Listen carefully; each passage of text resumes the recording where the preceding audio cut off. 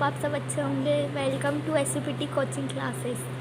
तो फ्रेंड्स, हम NCERT पढ़ रहे थे क्लास 6 की हिस्ट्री की। ओके, इस वीडियो में हम देखेंगे बौद्ध धर्म, जैन धर्म और अन्य भारतीय दर्शन, इनका टाइम पीरियड और इनके बारे में कुछ जानकारियाँ।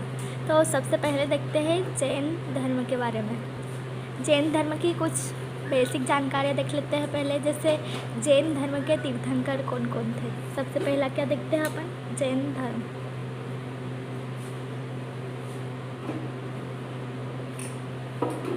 जैन धर्म, इसके तीर्थंकर में देखें अगर तो सबसे पहले तीर्थंकर किसको माना जाता है, ऋषभनाथ।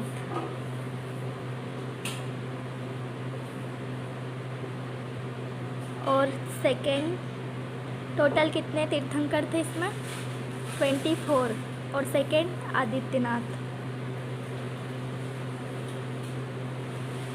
वैसे ही बाकी सारे तो इम्पोर्टेंट नहीं है, पहला 23वें और 24वें तीर्थंकर सबसे ज़्यादा इम्पोर्टेंट है। तो 23वें तीर्थंकर में देखिए तो कौन है, पार्श्वनाथ। और 24वें सबसे ज़्यादा इम्पोर्टेंट कौन है, महावीर। पहले 23वें और 24वें ही आपको याद रखना है, क्योंकि यही सबसे ज़्यादा क्वेश्चन बनते हैं इन्हीं पे। तो अगर महावीर के बारे में देखें, इनका जन्म कब हुआ था, इनकी मृत्यु कब हुई थी। इनका जन्म देखें तो कहाँ पे हुआ था, वज्जी या वैशाली कुंडग्राम में हुआ था, जो कि आज कहाँ पे है, बिहार। कुंडग्राम या फिर वज्जी, इसमें क्या है, वैशाली जिला है, वैशाली। और ये आज कहाँ पे है, बिहार। वैसे इनकी मृत्यु कहाँ पे हुई थी, पावापुरी में।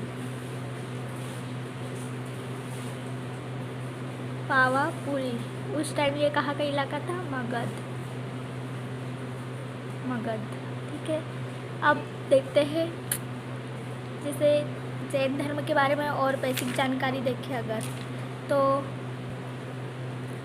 जैसे जैन धर्म में शिक्षाएं दी जाती थी। जैन धर्म की प्रमुख शिक्षाओं के बारे में देखें तो 5 प्रमुख शिक्षाएं हैं जैन धर्म की प्रमुख शिक्षाएं। इन्होंने 5 प्रकार की शिक्षाएं दी थी। पहला है सत्य, सेकंड है अहिंसा, थर्ड है अस्तेय, फोर्थ है अपरिग्रह,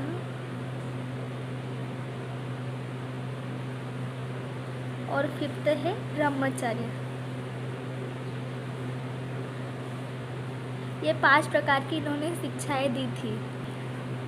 सत्य मतलब झूठ नहीं बोलना चाहिए, अहिंसा मतलब हिंसा नहीं करना चाहिए, अस्तेय मतलब चोरी नहीं करना चाहिए, और अपरिग्रह मतलब संपत्ति अर्जित नहीं करना चाहिए, और ब्रह्मचर्य का मतलब होता है इंद्रियों को वश में करना। जैसे किसी की इंद्रियां वश में नहीं रहती, उनके अकॉर्डिंग काम नहीं करती, इसलिए वो ना चाह के भी वो काम करते हैं। ऐसा क्यों होता है, हमारी इंद्रियों के कारण। इसलिए जैन धर्म में ये 5 प्रकार की शिक्षाएं दी गई है। सत्य मतलब झूठ नहीं बोलना, अहिंसा मतलब हिंसा नहीं करना, अस्तेय मतलब चोरी नहीं करना, अपरिग्रह मतलब संपत्ति अर्जित नहीं करना, और ब्रह्मचर्य मतलब इंद्रियों को वश में करना। वैसे ही नेक्स्ट बौद्ध धर्म के बारे में देखें तो बौद्ध धर्म, इसके प्रमुख संस्थापक कौन है, महात्मा बुद्ध। महात्मा बुद्ध, इनका टाइम पीरियड क्या था, आपको बताया था कल, बताइए। महात्मा बुद्ध, इनका जन्म हुआ था 563 BC में, और मृत्यु हुई थी 483 BC में। ठीक है, अब देखते हैं महात्मा बुद्ध के बारे में थोड़े कुछ फैक्ट्स। जैसे महात्मा बुद्ध का जन्म कहाँ पे हुआ था, जन्म लुम्बिनी। जन्म कहाँ पे हुआ था महात्मा बुद्ध का, लुम्बिनी। और कपिल वस्तु में क्या हुआ था, ये बड़े हुए थे, बड़े हुए थे, या फिर वहीं पे ये पले बड़े थे। वैसे ही नेक्स्ट देखिए तो बोध गया, बोध गया में इनको ज्ञान की प्राप्ति हुई थी, ज्ञान की प्राप्ति। इनको ज्ञान कौन से पेड़ के नीचे प्राप्त हुआ था, ये सबसे ज़्यादा इम्पोर्टेंट क्वेश्चन बनता है कि इन्हें किस वृक्ष के नीचे ज्ञान की प्राप्ति हुई थी। तो क्या आएगा, पीपल के पेड़ के नीचे,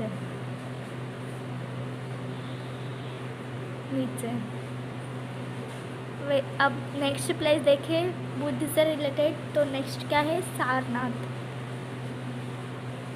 सारनाथ में इन्होंने अपना पहला उपदेश दिया था, प्रथम उपदेश कहाँ पे दिया था, सारनाथ में। नेक्स्ट इनसे रिलेटेड प्लेस है श्रावस्ती। श्रावस्ती में क्या हुआ था, इन्होंने 24 साल ज्ञान दिया था, 24 साल ज्ञान दिया था। और नेक्स्ट देखिए कुशीनगर। कुशीनगर में इनको परिमाण या फिर मृत्यु प्राप्त हुई थी, मृत्यु या परिमाण प्राप्त हुआ था। ठीक है, ये महात्मा बुद्ध से रिलेटेड कुछ फैक्ट थे। और अगर देखें कि ये बौद्ध धर्म के जो तीर्थंकर या फिर संस्थापक हुआ करते थे, ये किस भाषा में ज्ञान देते थे, तो पाली। ये उस समय की बहुत ही प्रचलित भाषा में से थी, पाली। ठीक है, पाली में ज्ञान देते थे। और इनकी पवित्र पुस्तक अगर देखें तो त्रिपिटक, इस पर भी बहुत क्वेश्चन बनते हैं। त्रिपिटक ये क्या है, पवित्र पुस्तक, पवित्र पुस्तक। अब नेक्स्ट देखें तो क्या है, हर्यक वंश। ये उतना इम्पोर्टेंट नहीं है, लेकिन इनके बारे में थोड़े थोड़े से फैक्ट आपको पता होना चाहिए। हर्यक वंश, हर्यक वंश के संस्थापक कौन थे, इनका टाइम पीरियड देख लेते हैं। पहले क्या है, 544 BC से 412 BC तक। इनके संस्थापक अगर देखें तो बिंबिसार, क्या है, बिंबिसार।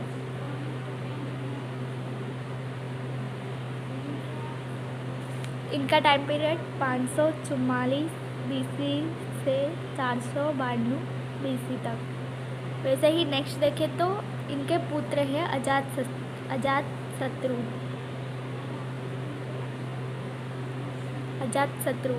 इनका टाइम पीरियड 452 BC से 460 BC तक। नेक्स्ट देखें तो इनके उत्तरदायित्व और उदायीन और उसके उत्तराधिकारी, उदायीन व उसके उत्तराधिकारी, ये सब हर्यक वंश में माने जाते हैं। बाकी तो कुछ इसमें ज़्यादा इम्पोर्टेंट नहीं है, बस ये 3 ही शासक इम्पोर्टेंट है। नेक्स्ट डायनेस्टी देखें तो शिशुनाग डायनेस्टी या फिर शिशुनाग वंश, शिशुनाग वंश।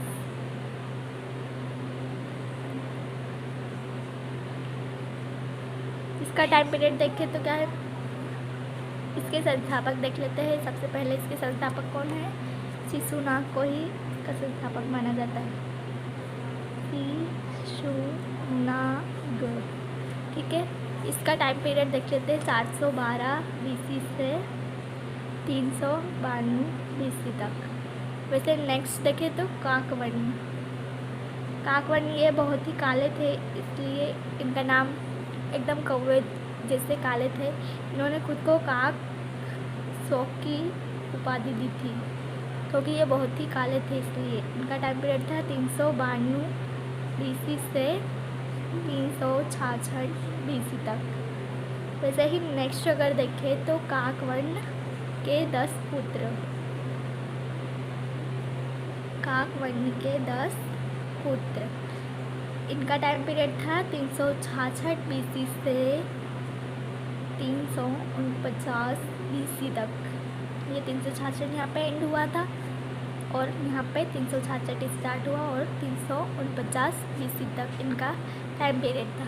हो गया शिशुनाग वंश। अब नेक्स्ट शासक के बारे में देखते हैं। नेक्स्ट है नंद वंश।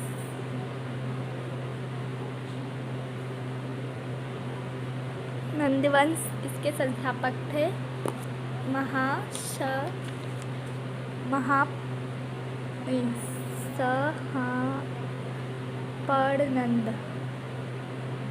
पड़नंद और इसके 8 पुत्र।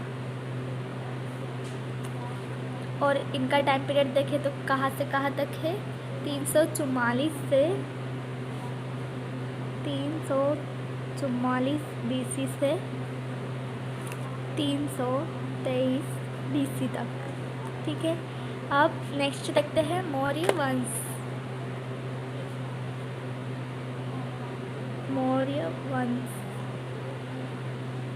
मौर्य डायनेस्टी है। ओके, इसका टाइम पीरियड है 322 BC से 232 BC तक। अगर इसके संस्थापक देखें तो मौर्य वंश थोड़ा इम्पोर्टेंट हो जाता है कॉम्पिटिटिव एग्ज़ाम्स वगैरह के लिए। तो चंद्रगुप्त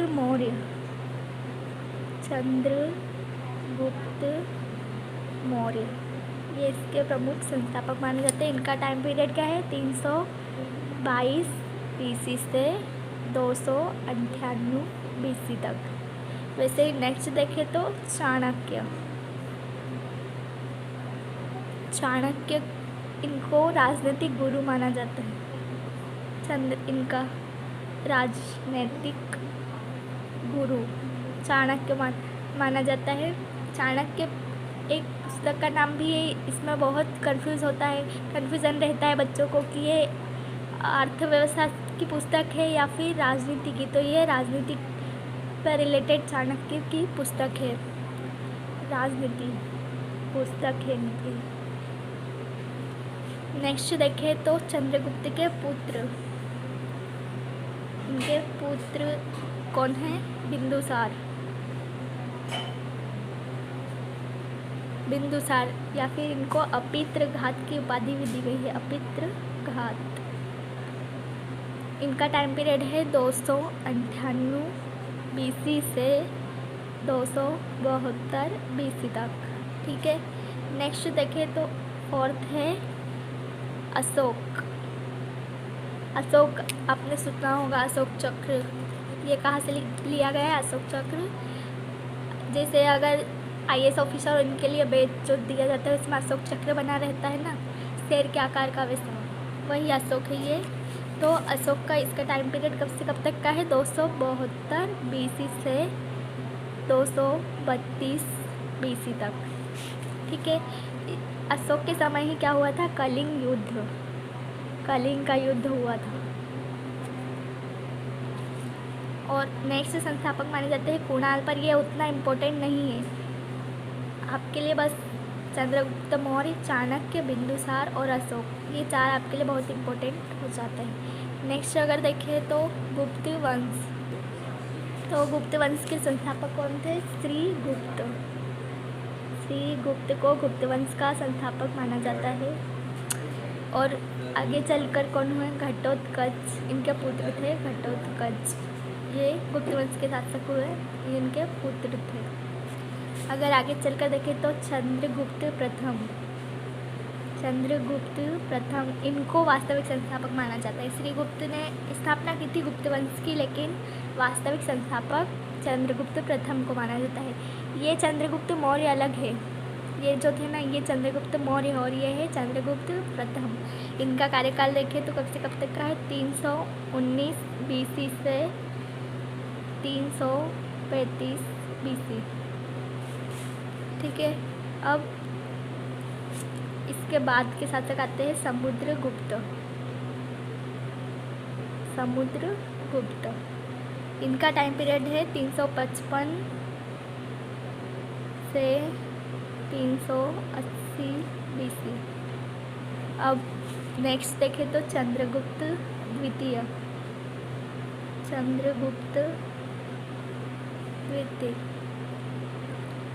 इनका टाइम पीरियड है 380 BC से 415 ईस्वी या BC।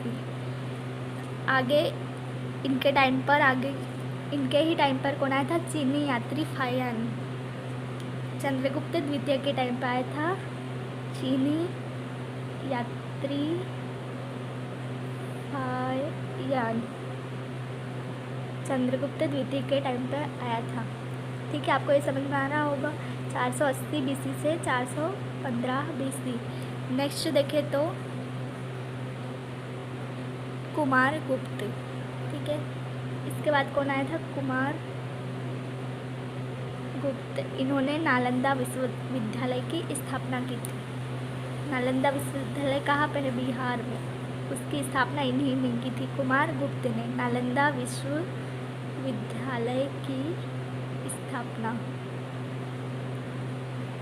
ठीक है, इनका टाइम कब से कब तक का था? 415 BC से 455 BC तक। नेक्स्ट है समुद्रगुप्त। ठीक है, कौन है? समुद्रगुप्त। इनका टाइम पीरियड देखें तो 455 BC से 467 BC तक। ठीक है, एक बार फिर से आपको गुप्त वंश समझा देती हूँ। गुप्त वंश के संस्थापक कौन थे? श्रीगुप्त। इनके पुत्र थे घटोत्कच। आगे चलकर कौन शासक हुए? चंद्रगुप्त प्रथम। नेक्स्ट समुद्रगुप्त, चंद्रगुप्त द्वितीय, कुमारगुप्त और उसके बाद समुद्रगुप्त। इतने शासक हुए।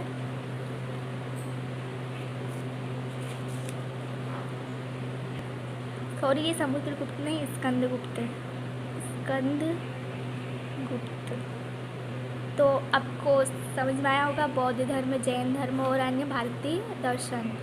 तो आपको ये वीडियो अच्छा लगा होगा, और अगर अच्छा लगे तो इसको लाइक, शेयर और सब्सक्राइब करना ना भूलें। Thank you. मिलते हैं नेक्स्ट वीडियो।